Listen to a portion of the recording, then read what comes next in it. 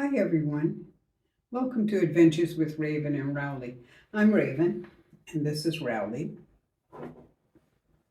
A few years ago I started this channel to show RV living.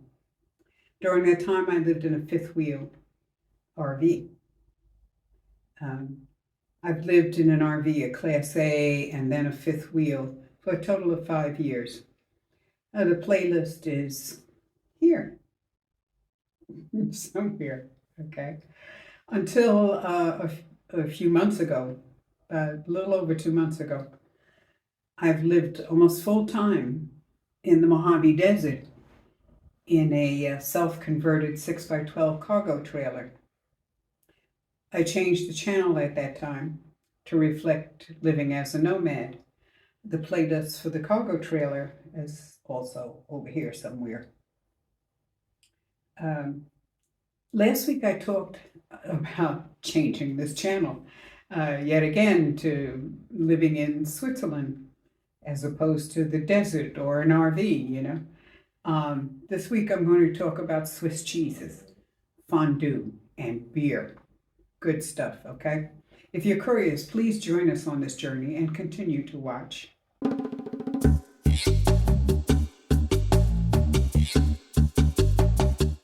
I think that everyone in America thinks that the Swiss only make one kind of cheese, or maybe that the Swiss cheese that we see, is the type with the holes in it, is the best of Switzerland. Swiss cheese is a variety of cheese in America. Swiss cheese is a variety of cheese that resembles Emmental cheese, a yellow, medium hard cheese that originated in the area around Emmental, Switzerland. The two most famous Swiss cheeses are Emmental and Gruyere, varieties which are prized for fondue because they melt really well, for both their flavor and their melting ability, of course. From my own experience, before coming to Switzerland, I mixed Gruyere with cheddar to make a wonderful baked macaroni and cheese. This is an adult flavor. It's not a children's mild mac and cheese, okay? So I'm here in Switzerland, and I finally get to go out and have fondue at a fondue place with friends and relatives. One has to experience, of course, fondue while you're in Switzerland because, you know, it's a tourist thing to do. And even though it's a winter dish, tourists want it now, whether it's summer or spring, whatever. Me too, okay? So my daughter makes a reservation at a place called 𝗪𝗃𝗄𝗏, okay? It's one of the oldest and most authentic bistro spots for fondue in the city of Geneva in Switzerland. We walk 3/4 of a mile to the place and we arrive at the side door. But the waiter says that he doesn't have a reservation, but seats us anyway in a reserved area, okay? We're seated outside in a the place was packed, garden area. The tables were very close together, with very little space for the waitresses and waiters to get through. But everybody seemed to be absolutely okay with that, you know, so we went. The area was large. It had a clear overhang about halfway, covering the whole outdoor area, and the other space that wasn't covered by this clear overhang had umbrellas hanging. So I guess, you know, it shaded the rest of the outdoor area, and I guess it's good in case it rains, you know. Flowers and greenery were everywhere, but that's kind of the norm in Switzerland, in Geneva, Switzerland anyway. Seems to be everything is green, you know. So we order fondue. with a charcuterie board of cold cuts, cheeses, bread, and beer. Okay? Before I tell you about the fondue, I've got to tell you about beer. Okay? I don't know what brand of beer it was, but it was beer, 7-Up and grenadine. It's called a Monaco. Okay? Delicious beyond expectations. Can't taste the beer at all. Can't really taste the 7-Up. I mean, I don't know what it tasted, but it was good. Okay? It was good. It was refreshing. It kind of cleared out. It was terrific. Got to try that. I don't even know what the proportions are, but got to try that if you can. It sounded terrible to me when everybody translated the menu and said it was beer and 7-Up. I said, what? You know, but it's not something I would have tried if I was living in New York or wherever. But I figured it was worth a try since it's so very popular here in Switzerland. It is worth trying again. Let me tell you, it was very good. Okay, the fondue was delicious. The cheese, from what I understand, is a melted variety of cheese, probably Gruyere and something else, and a bunch of different cheeses, and it's heated up and softened with white wine, okay? As I said, the place was packed. We stayed about 2 hours eating. We had to practically run down the waiter to pay the bill because no one came over to bother us in any way. You know, it was amazing. I mean, you go to a restaurant in the States and the waiters and waitresses are at your table every 5 seconds. You can't complete a conversation, you know. So we were happy and satisfied with this dinner. But I asked everybody, let's go out the front door of the restaurant so that I can take a picture of the flowers that were around the door. It was like an arbor it was gorgeous.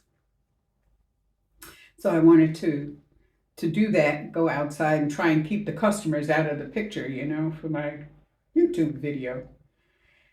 So it turns out that the Café du Soleil was next door.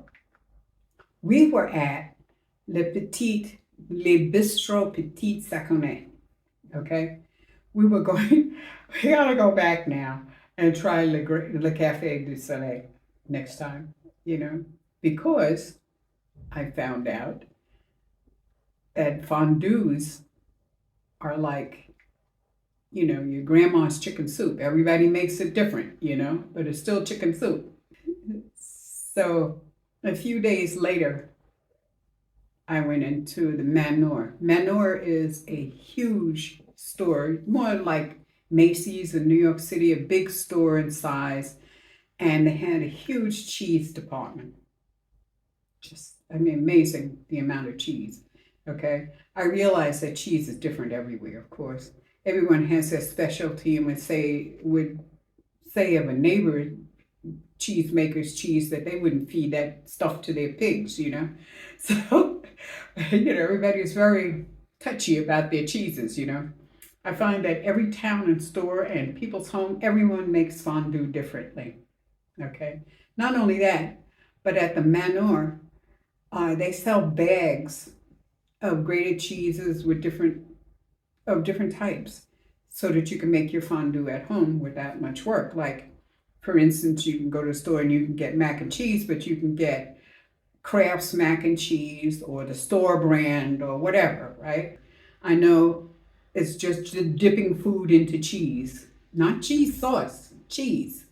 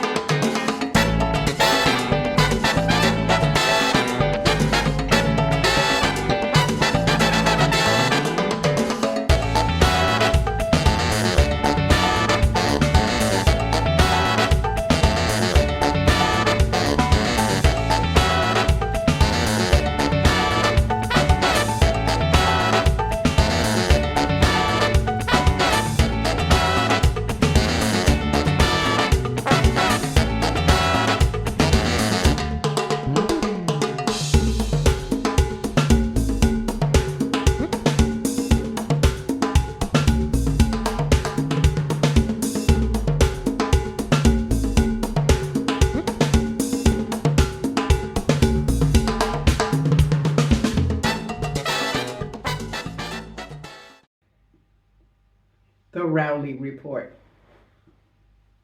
Rowley is doing good. He's doing good.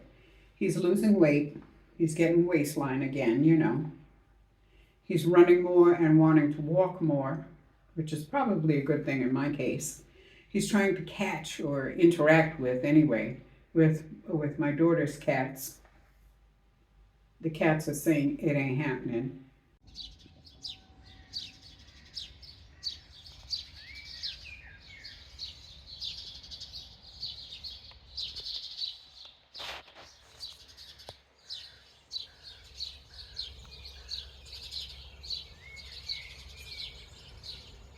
So I'll see you next Friday, 5 p.m. Pacific time. And thanks for watching. Take care of you and yours, and blessed be.